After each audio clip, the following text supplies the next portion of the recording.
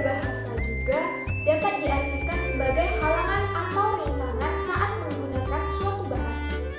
Gangguan berbahasa juga dikategorikan dalam 3 macam, yaitu yang pertama ada gangguan berbicara, kedua gangguan berpikir, dan yang ketiga gangguan lingkungan sosial.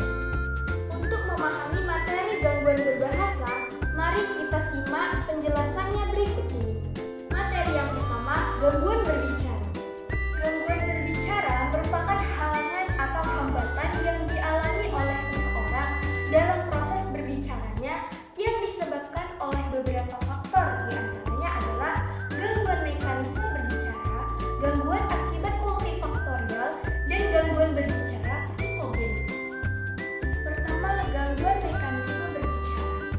Gangguan mekanisme berbicara terjadi akibat kelainan pada paru-paru, pita suara, lidah, rongga mulut, maupun kerongkongan.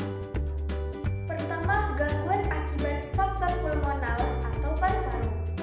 Gangguan akibat faktor paru-paru atau pulmonal ini biasanya karena kekuatan pernafasannya yang kurang dan cara bicaranya diwarnai dengan nada monoton, suara kecil, dan terputus-putus, tetapi tidak memiliki masalah dalam segi semantik maupun sintaksis. Kedua, gangguan akibat faktor laringal atau pita suara. Gangguan pada pita suara dapat menyebabkan suara pembicara menjadi serak ataupun hilang. Gangguan ini tidak mempengaruhi segi semantik maupun sintaksis. Ketiga, gangguan akibat faktor lingual atau lidah.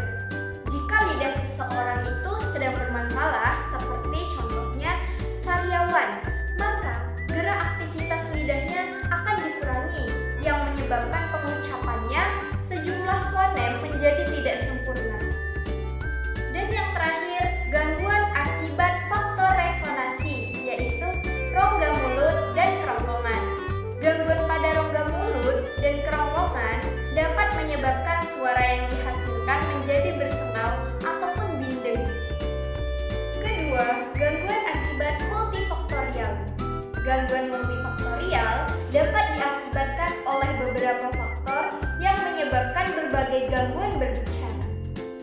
Yang pertama, ada berbicara serampangan atau sembrono.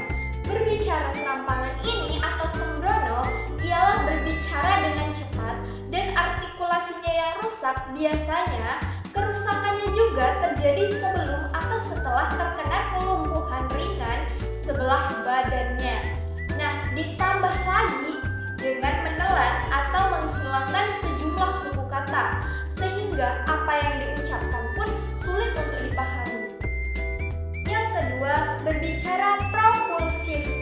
Berbicara propulsif biasanya menimpa pada orang yang memiliki penyakit Parkinson, yaitu kerusakan pada otak yang menyebabkan otot menjadi gemetar, kaku, dan juga lemah. Sehingga pada saat ia berbicara, artikulasinya sangat terganggu karena elastisitas otot pada lidah, wajah, dan pita suara sebagian besar melenyap. Kemudian suaranya pun mengecil, iramanya monoton, dan suaranya tersendat-sendat.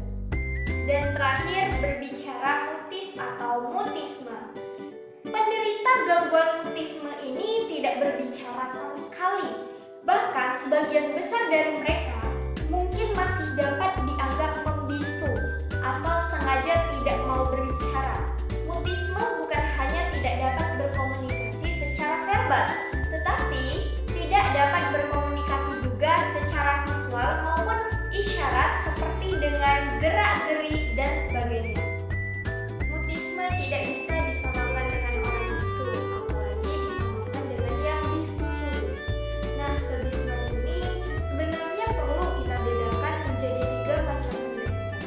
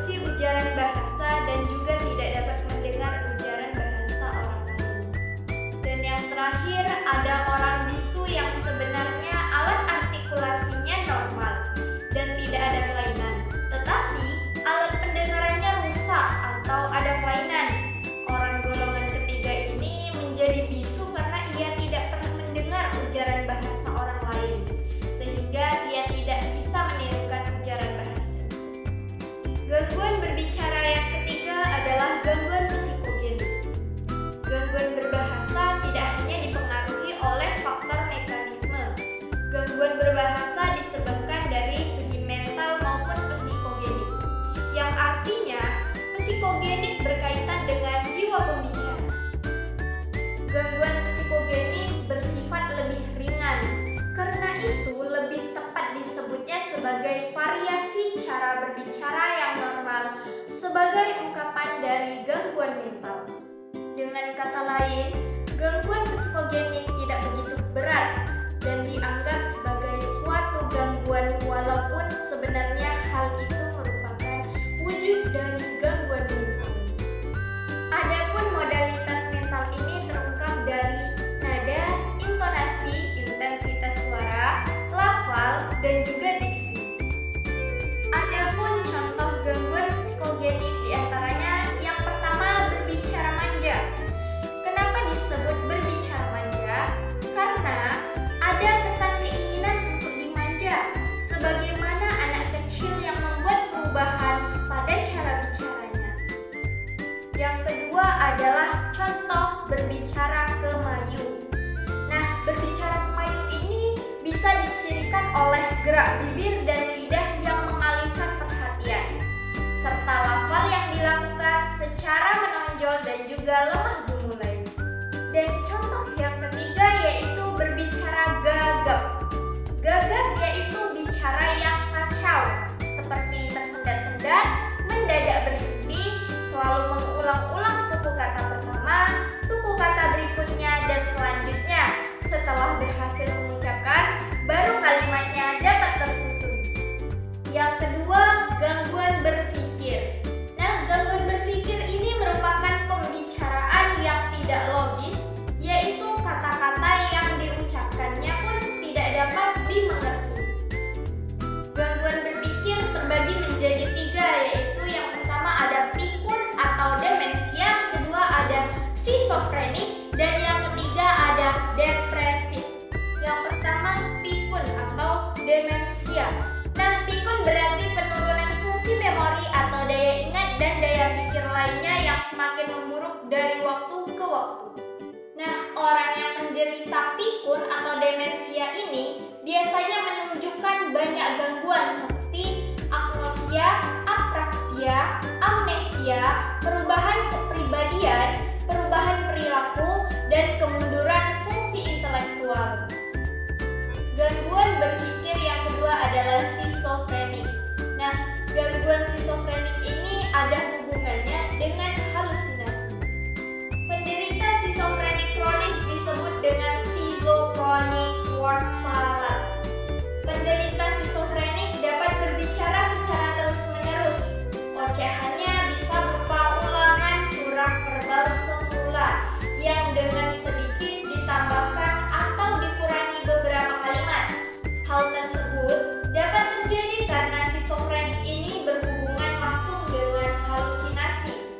Jadi, apapun yang dibicarakan atau yang dikeluhkan penderita skizofrenik memiliki hubungan dengan halusinasinya. Yang ketiga, gangguan berpikir depresif. Nah, depresif ini dialami oleh orang yang tertekan jiwanya dan tampak dari gaya bahasanya dan makna curah verbalnya yang cenderung lemah lembut dan kelancarannya terputus-putus dalam interval yang cukup panjang. Topik curah verbal orang depresif ini biasa dicorak dengan topik yang menyedihkan, menyalahi, dan mengutuk dirinya sendiri, kehilangan semangat bekerja, dan gairah hidup, serta tidak mampu menikmati kehidupan, bisa jadi lebih cenderung ingin mengakhiri hidupnya. Dan yang terakhir adalah dalam gangguan berbahasa, yaitu gangguan lingkungan sosial. Faktor lingkungan sosial adalah terasingnya seorang anak manusia yang aspek biologisnya, bahasanya normal, dan lingkungan kehidupan manusia dan keterasingannya bisa disebabkan karena diperlakukan sengaja maupun dijadikan sebagai eksperimen dan mungkin hidup bukan dalam lingkungan manusia. Nah, sebagai contohnya ialah yang pertama, kasus Kemala. Nah, Kemala merupakan anak-anak yang berasal dari India yang tinggal bersama serigala, dan kemudian si Kemala pun ditemukan pada saat berusia 8 tahun. Kemudian kasus yang kedua adalah kasus Geni. Geni ini sejak berusia 20 bulan sampai berusia 13 tahun 9 bulan. Geni hidup terkucil dalam ruangan yang sempit sekali